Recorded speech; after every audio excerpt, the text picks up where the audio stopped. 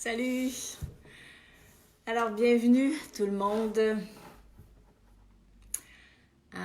C'est quoi aujourd'hui? Jeudi. Jeudi, je sais même plus c'est quoi la date. J'arrive même plus à suivre. Je sais qu'on est rendu à notre 13e live. Et que, il mouille dehors. Pour les Français, il pleut. Donc, on va s'apporter un petit peu de soleil les uns les autres aujourd'hui à travers ce live. Donc, je ne sais pas comment vous avez trouvé la méditation d'hier. Racontez-moi comment vous l'avez vécu, si vous avez des questions. Je trouvais que c'était un thème qui pourrait se décliner sur une multitude de lives. Évidemment, c'est une proposition que vous aviez eue hier. Mais je ressentais que ça pourrait être important de s'en reparler de vive voix aujourd'hui pour vous permettre de partager comment vous avez vécu ça et évidemment de poser vos questions si vous en avez. Alors, Daniel, Marie, Lucie, Valérie, Francine, Daniel, salut Lynn, ben oui, je te lis 2 fois. Françoise, Laurence, grand soleil chez vous, ben envoyez-nous du soleil. Annick, Christiane, Rita, Colette, Héloïse, Nathalie, plein de petits cœurs, c'est cool. Benoît, salut. Christine Carlu. Alors, super méditation, temps fort et précieux, tant mieux si ça vous a parlé. Moi aussi, j'ai trouvé ça assez intéressant. Je vous raconterai pourquoi. Et bien sûr que vous pouvez l'avoir vécu différemment. C'est ça qui est cool avec ces méditations, c'est que chacun l'accueille en fonction de où il est et de qui il est. Allô Christiane, Marie, tu dis, dommage, il mouille pour vous. Est-ce qu'il y avait un petit peu de dans ces commentaires? Te connaissant, je suis sûre que non. Peut-être de taquinerie, mais non, le mois d'avril au Québec, c'est rarement un mois très ensoleillé. Il pleut. J'ai regardé les prévisions, j'aurais peut-être pas dû tout à l'heure, mais ça risque d'être à peu près ça jusqu'à la fin du mois. 4, 5, 6 degrés, la pluie. On va mettre du soleil dans notre cœur, n'est-ce pas? Allô Louise, Rita, salut. Sylvie, coucou. Monique, merci d'être là pour nous. Marie, ça me fait tellement plaisir. En fait, je pense que vous êtes là pour moi aussi. On échange. Ça fait du bien. Beaucoup aimé la méditation. Merci Lynn, tant mieux. Francine, bisous à tous. Isard, salut. Vraiment contente de vous retrouver. Salut Sylvie. Sonia, coucou. Alors, en attendant que les gens arrivent ou pendant que vous arrivez, plutôt un petit rappel pour ce groupe de soutien que j'ai proposé qui commence. Qui c'est qui me fait suer en me disant qu'il fait 29 pour eux aujourd'hui, là? Merci de me le dire. Je vais laisser pénétrer cette chaleur en moi. Méchante différence avec Bali, en tout cas. Donc, je reviens là-dessus. Le groupe de soutien que j'avais proposé à travers Zoom commencerait, contrairement à ce que j'avais dit, dimanche, parce qu'il y a des personnes qui travaillent, une Québécoise entre autres, qui aimerait y participer. Et évidemment, 15h le lundi, c'est pas possible. De toute façon, pour l'instant, vous êtes 5 inscrits. Je vais quand même voir si je le donne ou pas, parce que c'est chouette qu'il y ait de l'interaction. Alors, je vous remettrai le lien après. Et si vous voulez participer à ces groupes-là, j'avais annoncé pour 3 mois, mais bien sûr, on est d'accord de dire que ça prend un mois. Vous en avez assez. Vous pouvez vous désinscrire. C'est évident. Et bien sûr que pour moi, c'est un geste d'accompagnement généreux parce que 39 € par mois, c'est la moitié d'une consultation et je suis avec vous à peu près 6 heures par mois. Mais ça me fait super plaisir. Donc, les gens qui n'ont pas accès aux consultations gratuites, évidemment, j'en fais une par semaine et qui voudraient vraiment être soutenus de manière plus personnalisée pour justement approfondir ce qu'on voit ensemble. Vous avez jusqu'à samedi pour vous inscrire, puis après, je prendrai la décision à savoir si je le propose ou pas, mais je suis certaine qu'au moins une dizaine de personnes seront des nôtres. Alors, qui c'est qui m'a écrit d'ici là? René, si j'en oublie, ne m'en veuillez pas. Catherine, coucou. Christine, j'ai ressenti le bonheur d'être là à la maison dans les bras de ce grand cœur. Ouais, c'était malade du truc.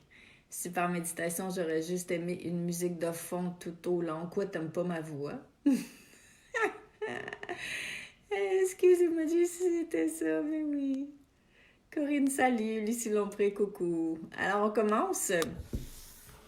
C'est vrai que ça pourrait être cool, mais là, demandez-moi-en pas trop. Je vais comme... Je suis jamais sûre quand je mets la musique au début si c'est trop fort ou si c'est pas assez fort, si ça embarque par-dessus ma voix. Parce que vous comprenez que quand je commence à entrer dans un état méditatif, c'est dur pour moi. Si vous ne comprenez pas, je vous informe de gérer les aspects plus techniques. C'est-à-dire que je dois un petit peu sortir de mon état pour peser sur le bouton pour arrêter la musique. Puis là, ma tête, elle se dit, c'était-tu trop fort? C'était-tu pas assez fort? C'était-tu... Donc, l'idée, c'est que je sois le moins présente possible au niveau de la tête. Mais ce que je pourrais vous dire, par exemple, c'est que si vous aimeriez de la musique, ben, pourquoi pas enregistrer la méditation de l'autre jour et puis écoutez-la avec votre propre musique. Comme ça, vous allez avoir tout ce que vous voulez. Donc, c'est sûr, c'est pas des méditations faites de manière professionnelle et tout et tout. Je pense qu'il faut juste les écouter avec son cœur et puis le reste, ben, adaptez-le. Alors, aujourd'hui, ben, je reviens là-dessus. Comment changer son état d'esprit? Premièrement, c'était quoi pour moi un... Corinne, tu dis, je me suis endormie à la fin. Faut que j'arrête de vous lire parce que là, je m'interromps tout le temps, ça doit être bien fatigant. Qu'est-ce que ça voulait dire un état d'esprit pour moi hier? De quoi je partais? Ben, ça vous a été un peu plus précisé pendant la méditation. Mais en fait, c'est pas compliqué. Un état d'esprit, c'est comment je me sens. Et évidemment, avec la situation actuelle en confinement, nos états d'esprit peuvent fluctuer. Et je trouvais ça super intéressant quand on me présentait les différentes liens par rapport aux états d'esprit. Les mots me manquent, mais quelques propositions pour mieux conscientiser vos états d'esprit. C'est-à-dire, ils dépendent de quoi? C'est clair que quand on est dans un état de totale fusion, ben là, on est dans le bonheur, la béatitude. Mais entre vous et moi, je pense pas qu'il y en a un encore qui touche à ça 24 heures sur 24, puis je pense pas non plus que c'est ça qui nous est demandé sur Terre, mais plus de s'outiller pour conscientiser quand notre état d'esprit vacille. Parce que quand notre état d'esprit vacille et tire vers le bas, nous tire vers le bas, eh bien, évidemment que notre vibration diminue. Ça, c'est évident, puis ça va probablement vous paraître de plus en plus évident. Alors, il va de soi que plus notre vibration diminue, plus on est déconnecté, plus on se sent coupé, parce que la seule énergie qui peut vraiment nous faire véritablement sentir mieux, ben, c'est l'énergie qui provient de notre âme, de notre connexion, qui, elle, ne vacille jamais. Donc, autrement dit, l'énergie de la source ne vacille pas. C'est l'énergie de l'humain qui vacille. Alors, où on peut se dire que fait chier parce qu'avec le confinement, ça vacille beaucoup, ou on peut se dire que, wow, parce que le confinement me permet de voir plus clairement que jamais à quel moment et de quelle manière je me mets à vaciller. Et là, hier, vous n'avez pas eu toutes les réponses, bien sûr, mais vous aviez eu 3 propositions. C'est-à-dire que notre état d'esprit peut changer, bien sûr, à partir du genre de pensée qu'on entretient. Quand je me réveille, quel genre de pensée que j'ai? Quel genre de pensée que je nourris à partir de celle que j'ai? On n'a jamais fini d'être observateur de nos pensées.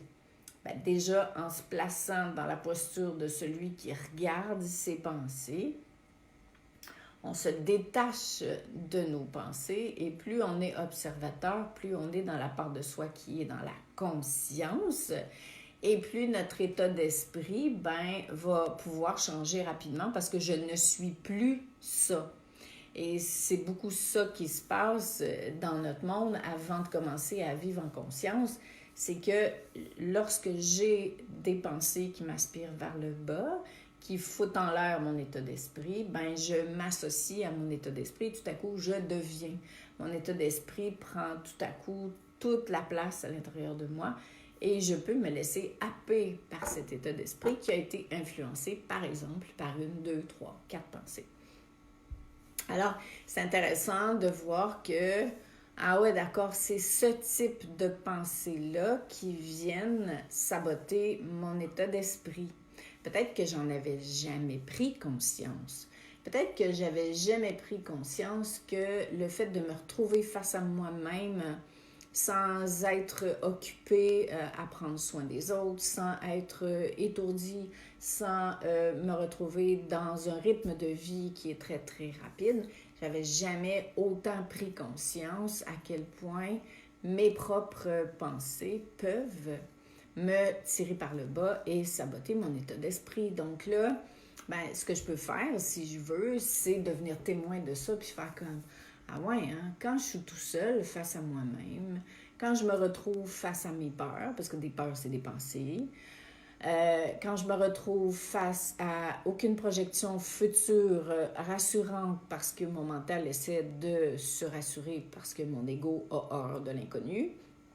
Donc, quand je suis en train de me créer un scénario rassurant pour justement apaiser mon état d'esprit en me disant ça va aller mieux, mais si j'y crois pas que ça va aller mieux, ben là j'ai d'autres pensées qui essaient de me dire oui, mais tout à coup que ça se règle pas tant que je veux, puis oui, mais le projet que je voulais démarrer, mais il va peut-être pas marcher parce que là il y a plus personne qui va avoir de l'argent, et puis oui, mais tel truc. Donc, c'est bien de devenir l'observateur parce que tout à coup on est conscient de comment fonctionnent nos pensées. On n'avait peut-être pas vu certains habillements. Tu sais, quand je vous disais à la rigolade l'autre jour, c'est drôle, c'est pas drôle, mais plus on démasque notre ego, ben plus il se déguise pour pas qu'on le reconnaisse. Fait qu'il peut avoir des manières de se présenter qu'on n'avait jamais vues parce qu'on n'a jamais vécu ce genre de situation-là.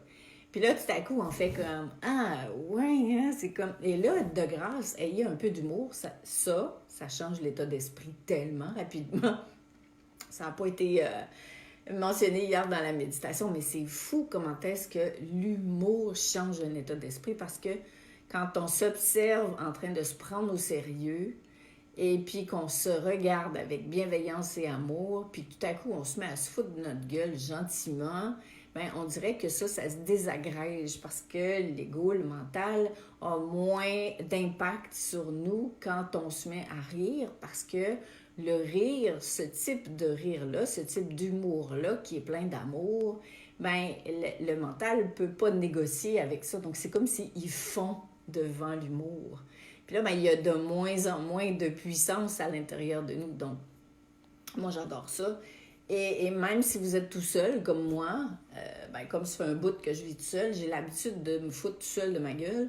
Donc, c'est comme si j'ai deux personnages qui vivent à l'intérieur de moi. J'en ai même plus que ça, là. Il y a beaucoup de monde à l'intérieur de moi.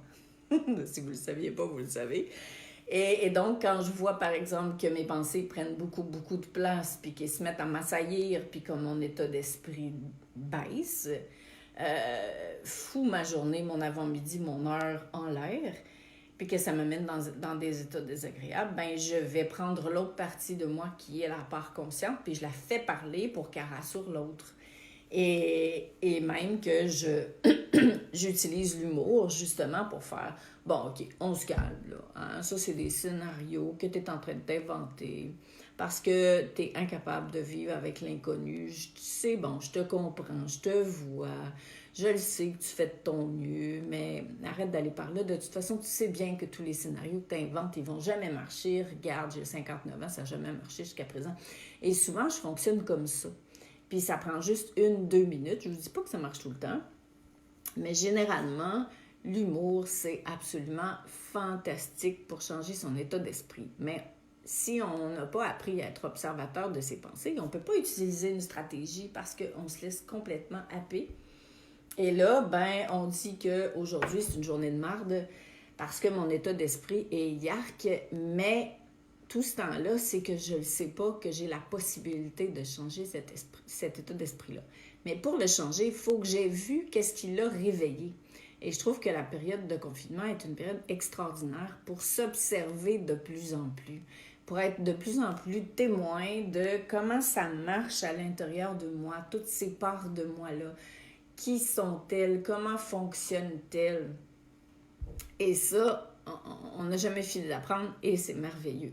Donc, être témoin de mes pensées qui changent mon état d'esprit, mes peurs, mes doutes, mes attentes, mes projections vers le futur, c'est juste des pensées, c'est toutes des pensées. Et là, je peux passer toute la nuit à faire des projections, à m'inventer un scénario de film, les plus dignes, des films qu'on a vus jusqu'à présent, extraordinaires, qui pourraient être publicisés et tout. Puis je me réveille le matin, puis finalement, je me sens pire que je me sentais parce que, bon, vous avez compris, vous êtes tout humain. Alors, il y a aussi les émotions. Évidemment, j'en ai souvent parlé. Les émotions découlent des pensées en grande majorité. Mais si je ne suis pas conscient, et là, encore une fois, ce confinement-là, c'est une occasion extraordinaire. C'est un terrain magnifique pour observer les émotions, à quelle rapidité elles sont soulevées, comment est-ce que je peux, par les émotions, aller dans des profondeurs de moi-même que j'ai moi-même inventées. C'est quand même fou, ça. Mais c'est vraiment le pouvoir de la pensée que de m'amener à vraiment passer une journée dégueulasse à cause d'une pensée que j'ai nourrie, qui a réveillé une émotion, qui est arrivée une autre pensée, qui a réveillé une autre émotion. Finalement, j'ai un scénario d'enfer qui dure depuis 1 heure. Et là, je suis descendue dans mes profondeurs. Puis vous le savez, plus on descend dans nos profondeurs, plus c'est difficile de remonter. Donc, on dirait que le coup de pied pour donner dans le fond, il est plus difficile. Donc, l'avantage d'avancer en âge puis en sagesse, les deux ne vont pas toujours ensemble, c'est que je me comprends mieux. Je l'ai fait tellement souvent que je le sais où est-ce que je vais comme déraper dans mes émotions, dans mes pensées. Et là, c'est à moi de changer mon état d'esprit. Donc, c'est un élément que je trouve important d'aborder parce que souvent en formation, les gens me disaient « Mais on ne peut pas changer un état d'esprit. Ça ne se fait pas comme ça. » Ben oui, ça se fait comme ça. Oui. Et attention, je parle pas d'état d'esprit là, de genre aujourd'hui je file relax, aujourd'hui je sens que je dois rester dans le silence. C'est pas ça que je veux dire par état d'esprit. C'est un état qui m'a affecté intérieurement et qui a changé mon état d'être, mais pas pour le mieux. C'est ça que je veux dire. Et oui, ça, je peux le changer. Combien de temps ça va prendre pour le changer? C'est pas à moi de le décider, mais j'ai un pouvoir d'action dessus parce que c'est moi qui l'ai créé, mon état d'esprit. Je me suis laissée influencer par mes pensées. Je ne savais pas que mes pensées avaient autant d'importance. Je ne savais pas que c'était mes pensées qui créaient mes émotions. J'en ai jamais pris conscience. J'ai jamais appris à les maîtriser ou je l'ai appris, mais j'ai toujours attendu parce que je me suis dit qu'un jour ça allait passer. Donc, j'ai jamais pris ma responsabilité. C'est gros ce que je vous dis là. Je vais peut-être pas me faire des amis avec ça, mais c'est à nous d'être responsables de la maîtrise de nos pensées et de nos émotions, au lieu de penser que ça va changer tout seul un jour, au lieu de se dire que, mon Dieu, c'est pas drôle, à chaque fois, je retombe dans telle émotion, puis, oh mon Dieu, c'est à moi de me voir aller dans des émotions, mais si je le fais pas avec bienveillance, ça va pas marcher. Et si je reporte ça à demain, ça va pas plus marcher. Et je dirais même que ça va être encore pire. Parce que là, on est vraiment dans un espace de confinement. Puis cet espace-là, on peut en faire une occasion de grandir en conscience, de grandir en amour, d'être encore plus éveillé. Et je vais vous en reparler demain puis après-demain avec d'autres sujets très complémentaires. Mais c'est important d'être responsable aussi. Une fois qu'on l'a vu, comme j'ai à mes enfants quand ils étaient petits, tu l'as vu, ben fais quelque chose avec à cette heure. À cette heure, ça veut dire maintenant. Donc, c'est bon, là, tu l'as vu, tu l'as compris, ben oui, maintenant change, bouge, parce que sinon on passe notre vie à revenir dans les mêmes affaires, puis à se dire, si j'avais su, j'aurais dû, pourquoi je suis encore là? Puis ça, c'est des discours qu'on continue d'entretenir à l'intérieur de soi. On parlait des paroles hier dans la méditation, Bien, les paroles qui foutent en l'air notre état d'esprit, c'est soit des paroles qu'on se prononce soi-même, soit des paroles que d'autres ont prononcées et on a laissé les autres nous atteindre. Mais c'est nous qui donnons la permission aux paroles des autres de nous atteindre. Et si elles nous ont vraiment atteintes, bien, à ce moment-là, on peut se dire, mais qu'est-ce que l'autre a réveillé chez moi? Qu'est-ce qui fait que ces paroles-là ont réveillé ça? Qu'est-ce qui fait que je me laisse dire ça? Qu'est-ce qui fait que j'entretiens encore des liens avec des gens qui papa? Mais là, tout dépend de moi. Donc, c'est toujours un espace que je suis appelée moi-même à transformer. Donc, avant de revenir sur la méditation, parce qu'il y avait un point super important dans la méditation d'hier qui a été soulevé, c'est qu'on ne peut pas changer un état d'esprit avec la tête. Puis on essaye souvent de faire ça. Il faudrait que je me sente mieux. Il ne faut pas que je me laisse atteindre par tel truc. Il faudrait plus que je me laisse tirer par le bas par mes émotions. Ça, c'est la tête qui veut, qui voudrait pas. Et il n'y a aucune transformation profonde et durable qui peut fonctionner à partir d'une intention rationnelle. Puis Dieu sait que j'ai essayé longtemps, donc je trouve ça vraiment intéressant que ça revienne de plus en plus à l'ordre du jour, parce que ça veut dire que si on veut vraiment, mais pas juste ici, mais avec tout notre cœur, transformer notre état d'esprit, pas parce que je suis prise en défaut, pas parce que c'est pas correct d'avoir des émotions, pas parce que je voudrais que les autres pensent que je suis meilleure que je suis, puis je voudrais donner une bonne impression, tout simplement pour garder le plus longtemps possible, le plus souvent possible, une vibration élevée. Point à la ligne.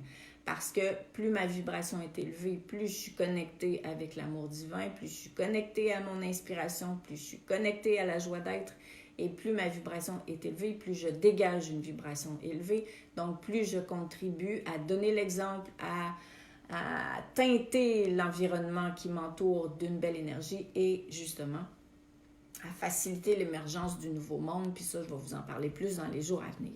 Alors, c'est mon énergie qui fait que le monde va changer et souvent, on veut faire des trucs extérieurs pour que ça change à l'intérieur, mais là, on est vraiment appelé à revenir à l'intérieur de soi et appelé à revenir à l'intérieur de soi dans un espace qu'on n'a pas envie de regarder, parce que, justement, de un, ben, on a reporté ça à demain, ou parce qu'on ne se connaît pas bien, ou parce qu'on aurait aimé que quelqu'un le fasse à notre place, ou parce que, pour toutes sortes de raisons que je vais vous amener dans les jours qui viennent. Donc, je trouvais ça super cool dans la méditation d'hier, qu'on revienne avec ça, c'est-à-dire qu'il n'y a aucune intention rationnelle de changer d'état d'esprit qui va fonctionner de manière durable et de manière profonde. L'état d'esprit, ça change dans le cœur, ça change à l'intérieur de soi, à un niveau plus profond, qui n'a rien à voir avec le mental. Bien sûr, ça peut commencer par une intention rationnelle, mais c'est appelé à descendre ici.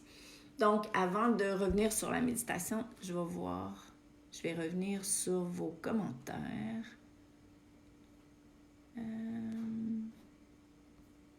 Ok, Catherine, tu dis, je me sens optimiste et prête à être observateur de mes pensées et paroles. Yes. Vraiment cool. Tu dis, ma mère disait, arrête de te mettre la rate au courbouillon. Qu'est-ce que c'est ça? Elle avait pas fait d'études, mais elle connaissait tout ça. C'est vraiment une expression qu'on comprend pas ici, là. Mais je pense que je comprends ce que tu veux dire. Nathalie, grâce à toi ce matin, j'ai réussi à changer mon état d'esprit. Grâce à toi, Nathalie. En peu de temps, et c'était bien parti pour être une journée, j'imagine que, comme j'arrive pas à lire la suite, que c'est une journée désagréable. Alexandra, tout à fait d'accord, nous sommes responsables de ce que nous pensons, de ce que nous faisons, de nos pensées. Marie, on est responsable de nos pensées qui seraient à notre place alors qu'elles nous appartiennent. Oui, ma belle Marie-Joëlle, mais c'est tellement facile à dire ça. Sauf que quand on est confronté à des pensées qui nous tirent vers le bas, malgré tout ce qu'on sait, malgré tous les stages qu'on a faits, c'est pas toujours cool. C'est pour ça que ça prend de la bienveillance. Puis on aura toujours des pensées jusqu'à notre dernier souffle. Nous ne sommes pas nos pensées. Ça, c'est super important d'en prendre conscience. C'est une expression normande. Moi, j'aimais penser que c'était une expression, en tout cas. Je pense qu'on a déduit ce que ça voulait dire. Alors, si je fais un petit retour sur la méditation d'hier, ce que j'ai trouvé intéressant, et vous pourrez me dire ce que vous avez aussi retenu, ce qui vous a aidé, accompagné là-dedans, c'est de un, ce qui était proposé dans un premier temps, c'était d'accueillir les pensées, vos émotions, vos paroles, celles des autres, telles qu'elles sont. Et ça, le mental a tendance à tout interpréter, à tout analyser, à tout décortiquer, à comparer et même à s'inventer des affaires. Et simplement le fait d'accueillir que ce matin, cet après-midi ou ce soir, mes pensées sont tellement dégueulasses là, que j'ai honte de penser ça. Carrément, ça peut aller jusque-là. C'est des pensées que j'aurais jamais pensé avoir. Il y en a tellement qui attendent en ligne avec des numéros pour que je les écoute puis que je les analyse. Ça arrive à tous les êtres humains de la Terre. Il y a ceux qui le disent puis il y a ceux qui ne le disent pas. Mais d'être capable simplement d'accueillir que, OK, ce matin, c'est ça. C'est tout. Je trouve que ça demande beaucoup d'amour pour soi, ça demande beaucoup de maîtrise, ça demande beaucoup de bienveillance, ça demande beaucoup de conscience. Pour moi, la conscience, ça ne veut pas dire qu'avancer en conscience, qu'un jour on n'aura plus de pensée ou qu'on aura toujours des pensées magnifiques, puis que tout le monde il est beau, tout le monde est magnifique, puis je vois la vie avec des lunettes roses du matin jusqu'au soir quand je me couche, puis j'aurais pu... Je ne vois pas ça comme ça et je ne poursuis aucunement cet objectif-là parce que je n'ai jamais rencontré un humain qui respire, qui vit comme ça. Mais le fait, par exemple, d'être témoin de ces pensées, puis d'être capable de les accueillir, que j'en ai une, qu'elle soit belle, qu'elle soit pas belle, ou que j'en ai 250, telles qu'elles sont, sans vouloir qu'elles soient autrement. Super important, ces deux phrases-là. Avec lucidité, bien sûr, avec conscience que ce ne sont que des pensées, que les pensées lèvent à l'intérieur de moi et qu'aujourd'hui, c'est ça. Pareil pour les émotions, pareil pour les paroles, les miennes et celles des autres, et on pourra aller plus loin que ça, mais pour aujourd'hui, c'est assez. Donc ça, pour moi, c'est une étape qui a été proposée hier que je trouve primordiale, essentielle pour la transformation. Tu dis, Catherine, est-ce qu'on peut changer notre cerveau trop analytique pour un cerveau intuitif? Pas sur cette planète-ci. Mais c'est sûr que plus on apprend à vivre comme ça, moins les pensées ont de pouvoir sur nous. Et moins les pensées ont de pouvoir sur nous, moins elles s'agrippent. Et plus c'est notre divin, notre âme qui prend plus de place. Et plus notre âme prend de la place, évidemment, plus notre vibration revient à une vibration divine, plus on est intuitif, plus on est inspiré. Alors, mais toute notre vie durant, on sera un petit peu un petit peu l'autre, et là, on se promène entre les deux. Pour le moment, je suis incapable de changer mes pensées. J'ai été trop blessée. Et Marie, l'idée, c'est pas de changer les pensées, c'est de les accueillir telles qu'elles sont. Parce que déjà, c'est la tête qui veut que les pensées soient différentes pour qu'on soit mieux. Et c'est ça que j'expliquais tout à l'heure. Puis j'ai eu une bonne idée de revenir avec ça. Parce que c'est tellement un sujet qu'on peut mettre des années à intégrer. À accueillir ces pensées telles qu'elles sont. Et déjà, de dire que je ne peux pas changer mes pensées, c'est ma tête qui voudrait que mes pensées soient différentes pour que je sois mieux. C'est ma tête qui est en train de me dire que j'ai ce genre de pensée-là parce que j'ai été blessée. Une pensée, c'est une pensée. Voyez-vous comment c'est intéressant que la tête a besoin de faire des liens tout le temps pour évaluer mes pensées. Et évidemment qu'à partir du moment où je commence à évaluer mes pensées, je suis en train de les analyser, je suis en train de leur donner plein de place, puis je pourrais faire 2 thèses de doctorat là-dessus, puis finalement, au bout des 5 ans, 6 ans d'études, je vais revenir à la même place, parce que l'idée, c'est d'accueillir mes pensées telles qu'elles sont. Alors, dans la méditation, c'était ça qui était suggéré, c'était d'entrer à l'intérieur de soi, réécoutez-la si vous voulez. Moi, je pense que c'est une méditation qui pourrait être écoutée à volonté comme une prescription, si vous le sentez. Et là, tu accueilles tes pensées telles qu'elles sont. Déjà là, c'est une grosse job de les accueillir telles qu'elles sont. et de les laisser être ce qu'elles sont, sans vouloir qu'elles soient moins, sans vouloir qu'elles soient mieux. Simplement ça. Mais après, par exemple, là, ce qui vous était proposé comme image, c'était d'entrer dans votre cœur et de vous connecter avec l'amour divin, qui est l'énergie la plus puissante qui puisse exister, la plus transformatrice. Donc, quand on sent que nous, on n'a pas cette faculté-là de transformer ces pensées-là, c'est bien sûr, sinon on va les transformer avec des pensées. On s'en va dans l'espace du cœur, que ce soit par une visualisation, si certaines personnes d'entre vous avaient plus de facilité à visualiser, ou vous pouvez tout simplement décider que vous êtes rendu dans votre cœur, quoi. Et aidez-vous avec la respiration, c'est super important.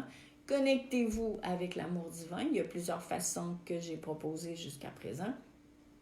Et là, tous ces petits cœurs-là, toute cette intelligence-là, toute cette puissance-là d'amour va descendre dans votre propre cœur humain. Et ce qui était cool hier dans la méditation qui était proposée, c'est qu'à chaque respiration, je ne sais pas si vous l'avez bien saisi, mais moi je le voyais bien, qu'à chaque respiration, vous choisissiez de faire grandir votre cœur physique. Et là, je le voyais vraiment à chaque expiration s'expandre jusqu'à temps qu'il soit comme quasiment gros comme la pièce.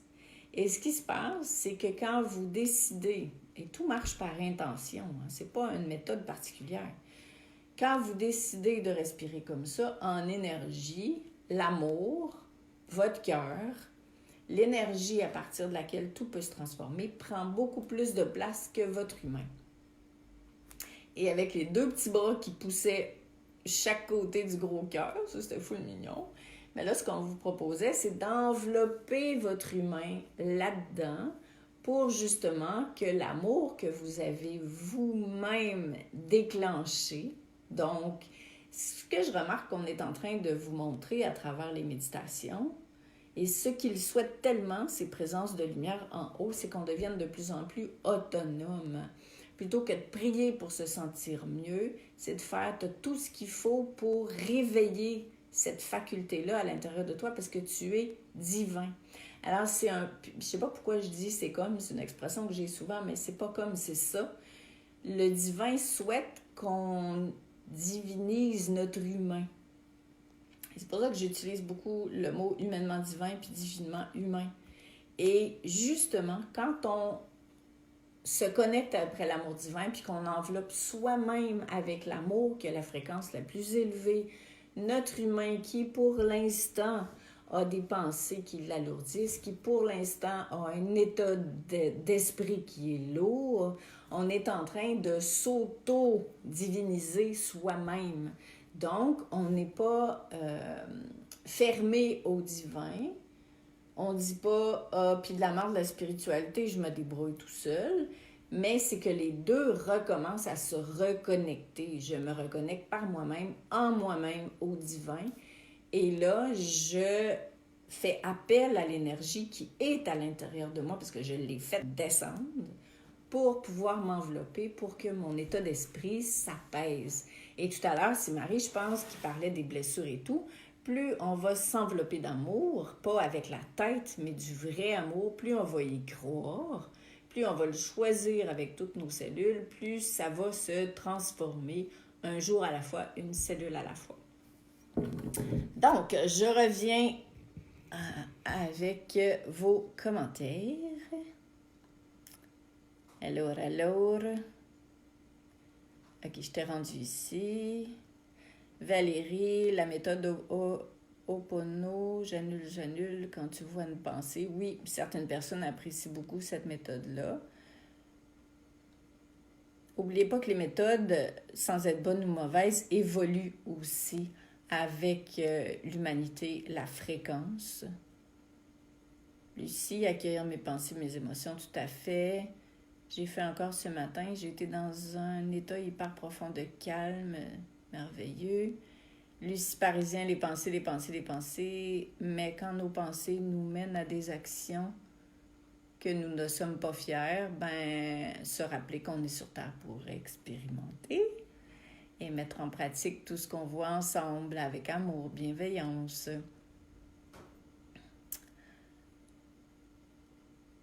François, tu dis, c'était chouette cette expansion. Ouais, ouais, vraiment. Sonia, un état d'esprit positif t'aide non seulement à imaginer ce que tu veux être, mais t'aide aussi à devenir. Oui. Puis, on pourrait peut-être changer nos expressions. Si vous avez le goût, c'est une suggestion qui me vient comme ça, que plutôt que de parler de positif et de négatif, on pourrait parler de vibrant puis de moins vibrant. Ouais. Je trouve que ça fait moins dans la dualité. Parce que déjà, quand on est en train de se dire que mon état d'esprit était négatif, on dirait que déjà, je suis en train d'évaluer à la négative mon état d'esprit. Tandis qu'il n'est pas négatif, il est humain. Mais c'est moi qui peux l'augmenter en vibration. C'est une suggestion. Marie-Annick, c'était très doux de se retrouver dans les bras de ce gros cœur, c'est ça? C'est comme si vous vous preniez vous-même dans les bras avec le divin. Marie-Alice, un peu en retard, jamais trop tard, ma belle. Tu pourrais le réécouter si ça te parle. Christine, c'est à ce moment-là que j'ai senti que j'étais de retour à la maison dans cet amour divin. Wow, c'est beau ça. Allô, Daniel? Donc voilà, alors c'était... Mon Dieu! C'était ce que j'avais envie d'aborder avec vous aujourd'hui. Alors, n'hésitez pas à le partager si vous le voulez. Comme je vous le disais en début de live, n'oubliez pas que le groupe de soutien à travers Zoom que j'ai proposé l'autre jour, je vais remettre le lien tout de suite après le live, va débuter plutôt dimanche que lundi, probablement à 13h Québec, 19h en France. Et bien sûr, faites-moi signe si vous voulez y participer. C'est une belle occasion à un prix très, très, très bas d'intégrer ce qu'on voit ici. Parce que c'est beau l'écouter, même le devenir, c'est nous qui en bénéficions. Alors, à vous de voir, je verrai dimanche s'il y a assez de monde pour démarrer le groupe. Donc, je vous embrasse bien fort, puis on se retrouve demain pour un autre live. Gros bisous tout le monde, je vous aime, à bientôt, bye.